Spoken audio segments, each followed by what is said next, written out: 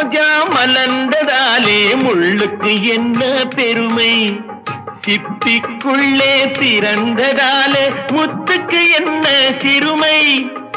எங்கே நன்மை இருந்த போதும் ஏற்றுக்கொள்ளும் உலகம், அங்கே வந்து தழுவிக்கொண்டு போற்றும் நல்ல இதயம்.